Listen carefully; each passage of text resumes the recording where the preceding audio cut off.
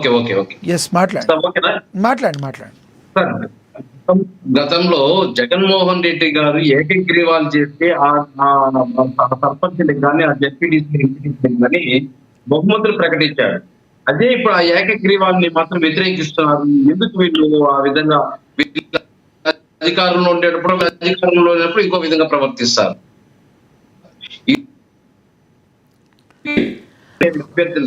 నేను టికెట్ లేని ఉంటున్నా. మరి గతంలో అదే వాళ్ళు ఏకగ్రీవం చేసే వాళ్ళకి టికెట్లు ఇచ్చాడే. అంటే ఈరోజు జగన్మోహన్ రెడ్డి గారు రాష్ట్ర ప్రజలకు ఏం చెప్పాలనుకుంటున్నాడు? ఆయన చేస్తే మాత్రం అది సంసారం, ఇంకొక పార్టీ చేస్తే మాత్రం అది ఇంకొకటేనా? ఇంట్లో రమేష్ అన్న చెప్తున్నాడు ఏదో నీతులన్నీ. ఏదైతే వైఎస్ఆర్సీపీ పార్టీ అదే ఈ విధంగా చేసింది, ఈ విధంగా ఎన్నికలు పడిందంటే ఒక ఏదైతే ఎడ్యుకేషన్ సంబంధించిన ఎమ్మెల్సీ ఎలక్షన్స్ జరిగితే 10th క్లాస్ వాళ్ళు 9th క్లాస్ వాళ్ళు కూడా పెట్టి ఓట్లు ఇచ్చారు. మళ్ళీ ఈ రోజు ఎన్నికల గురించి విమర్శిస్తున్నారు. ఎన్నికలు రాకముందే ఎమ్మెల్యేలు ఏకైతే అక్కడ పోటీ చేసే వాళ్ళకి అవకాశం ఇవ్వరని చెప్తున్నారు. ఇదంతా కరెక్ట్ కాదు.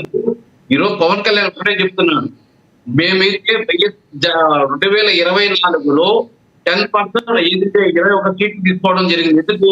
ఆ రోజు జగన్మోహన్ రెడ్డి గారు వైఎస్ఆర్సీపీ పార్టీ మళ్ళీ అధికారంలో రాకూడదు, అధికారంలో వచ్చిన దానికి 30 సంవత్సరాలు వెనకబోవడం జరిగింది కనుక ఈసారి ఆ పార్టీ రాకూడదని చెప్పేసి ప్రజలు దృష్టిలో పెట్టుకొని కూటమితో చర్చలు చేసి 21 సీట్లకి ఏదైతే 33% కావాలన్న పవన్ కళ్యాణ్ 21 సీట్లకి సర్దుబాటు చేసుకోవడం జరిగింది.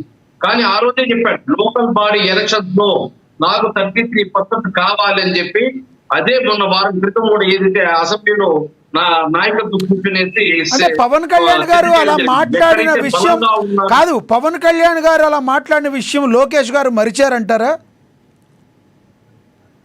సార్, ఇప్పుడు వాళ్ళు ఏమిటంటే వాళ్ళు ఎక్కువ సీట్లు కావాలని కోరుకుంటారు. తెలుగుదేశం ఏదో జనసేన పార్టీకి చేసి మనం త్యాగం చేయాలని ఉండదు. వాళ్ళ కార్యకర్తలకి వాళ్ళ నాయకులకి వాళ్ళు న్యాయం చేయాలనుకుంటారు. అదే విధంగా పవన్ కళ్యాణ్ గతంలో ఏమంటే ప్రజలను దృష్టిలో పెట్టుకుని త్యాగం చేశాడు. ఈ రోజు ఏదైతే గతంలో ఎలా త్యాగాలు చేశారో మళ్ళీ త్యాగాలు మీరే చేయండి. కాదు సార్, వాళ్ళు ఎక్కువ సీట్లు కావాలని కోరుకుంటారు, తప్పులేదు, టీడీపీ పార్టీ కాబట్టి. మీరు త్యాగాలు చేయడం అలవాటే కదా మీకు, మళ్ళీ త్యాగాలు చేయండి. ఇప్పుడు ప్రజల కోసము మళ్ళీ వైఎస్ఆర్ పార్టీ రాదు చెప్పి త్యాగం చేశారు. ఇక్కడ కార్యకర్తలు నాయకులు కావాలి కాబట్టి ఈ రోజు ఏదైతే లోక్ బాడీ ఎలక్షన్స్ లో ఏదైతే గత 10-12 సంవత్సరాలుగా జనసేన పార్టీకి జెండా మోస్తున్నారో ఖచ్చితంగా వాళ్ళకందరికీ న్యాయం చేయాలి, అదే విధంగా మహిళలకు న్యాయం చేయాలని చెప్పేసి ఈ రోజు పవన్ కళ్యాణ్ ఈ రోజు కూడా ఒక మీటింగ్ పెట్టున్నారు. ఏదైతే అవునండి, జనసేన ఆత్మీయ సమావేశం అనేది జరుగుతున్నట్టుంది. మీరు మొత్తానికి కలిపి మీకు ఇదే ఒక క్లారిటీ ఉందా? చెప్పిన మాట ఇచ్చిన మాట విధంగా మీరు సీట్లు తెచ్చుకోగలరా? ఆత్మవిశ్వాసం మీకుందా? ఏ విధంగా మనం 100% ఉన్నది సార్, 100% ఉంది. ఎందుకంటే పవన్ కళ్యాణ్ గారు ఏదన్నా ఒక పట్టు పరిచితంగా చెప్పాడు, నేను అసెంబ్లీ గేటు కూడా తాకనీయను అని చెప్పేసి జగన్మోహన్ రెడ్డి గారికి చెప్పాడు. అసెంబ్లీ గేటు తాకనీ అదేంటో జగన్మోహన్ రెడ్డి గారికి ఏం చెప్పినా పర్ఫెక్ట్ గా ఫాలోఅప్ చేస్తున్నారు. కానీ కూటమిలో ఉన్న నేతలకి మాత్రం మరి బీజేపీ వాళ్ళకి టీడీపీ వాళ్ళకి చెప్పలేకపోతున్నారు. ఎందుకు? అధికారం అనే ముళ్ళ కిరీటం ఏమైనా ఉందంటారా ఆయన నెత్తి మీద?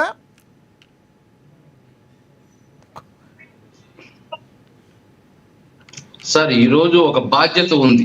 వైఎస్ఆర్సీపీ రాకుండా బాధ్యతతో ఆ రోజు ఏదైతే సాక్రిఫైస్ చేయడం జరిగిందే కానీ ఈ రోజు కార్యకర్తలకు న్యాయం చేయాలి, కార్యకర్తలు ఏదైతే ఇష్టపడిన కార్యకర్తలకు న్యాయం చేయాలి, అదే విధంగా కార్యవర్గాన్ని బలపరుచుకోవాలి.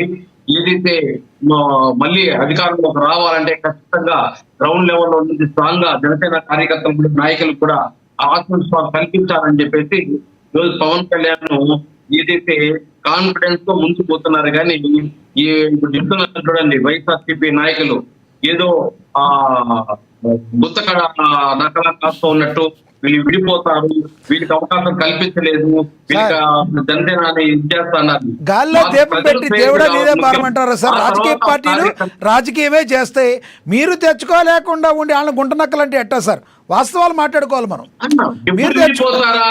ఎప్పుడు మనకు కలిసి అవకాశం వస్తుందా? ఎప్పుడు ఇప్పుడు అక్కడ అడిగింది ఇస్తా జగన్మోహన్ రెడ్డి గారు మొన్న మీటింగ్ పెట్టారు. జగన్మోహన్ రెడ్డి గారి మీటింగ్ లో ఏమైనా ప్రజలకు న్యాయం జరిగే విధంగా మాట్లాడినాడా? అక్కడ ఏకగ్రీవాలైతే ఆయన పార్టీ ఎందుకు పక్కన పెట్టేస్తాడంట అభ్యర్థుల్ని. మరి గతంలో ఎందుకు పక్కన పెట్టకుండా వాళ్ళు కిరీటాలు పెట్టాడు? సమాధానం చెప్పాలి కదా. లక్ష్మీనాథ్ గారు చెప్తున్నా వినండి. చెప్పారు కదా సార్, ఆల్రెడీ చెప్పారు మీరు. అది ఆయన వినలేదేమో. మీరు చెప్పారు కాదు, ఆయన జనసేన వేణుగోపాల్ ప్రాబ్లం ఉంది, నేను వినున్నాను చెప్పుకుంటే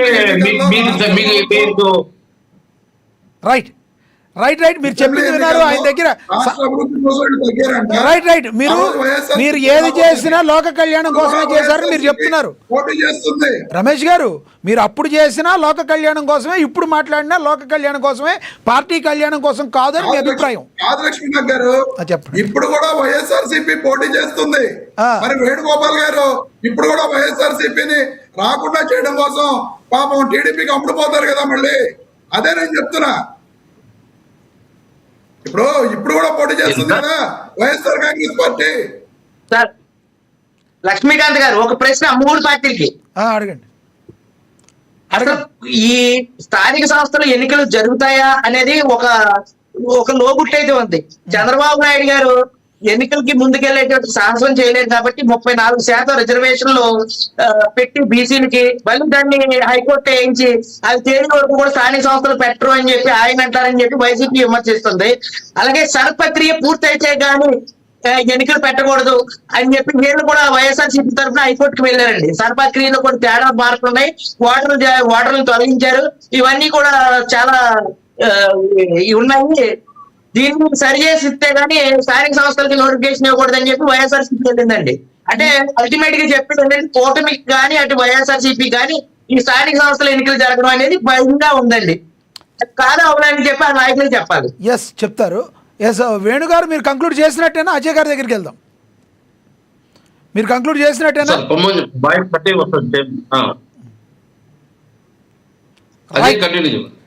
రైట్ రైట్ అజయ్ గారు కంక్లూడ్ చేయండి సార్.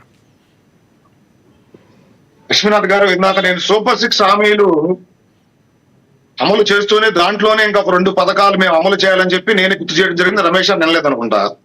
ఇక రెండోది, మీరు ఆ రోజు మీ అధినాయకుడి గౌరవ భార్య గారైన భారతి గారి వీడియోనే ఉంది, నేను కావాలంటే మీకు చూపిస్తా.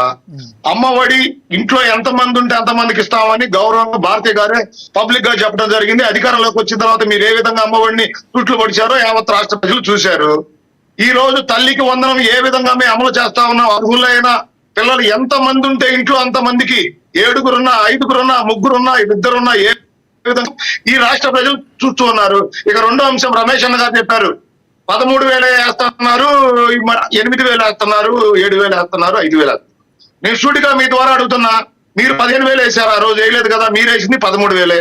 ఇంకొక అంశం మాట్లాడుతా ఉన్నా, నేను మీ ద్వారా రమేష్ అన్న గారిని అడుగుతా ఉన్నా, నెక్స్ట్ డిబేట్ లో కలిసినప్పుడైనా మీరు ఏదైతే మా మీద అపవాదం వేశారో కొంతమంది తల్లులకు 11,000 8,000 పడుతున్నాయని ఎక్కడైనా మీరు సాక్ష్యాధారాలు ఉంటే అవి ఒక్కసారి తీసుకొస్తే మీ ద్వారా అక్కడ ఉన్న శాసనసభ నేను చెప్తా వినండి నేను చెప్తున్నా వినండి, చూపించండి ఆధారాలు చూపించండి. చూపించాలి కదా మీరు ఊరికే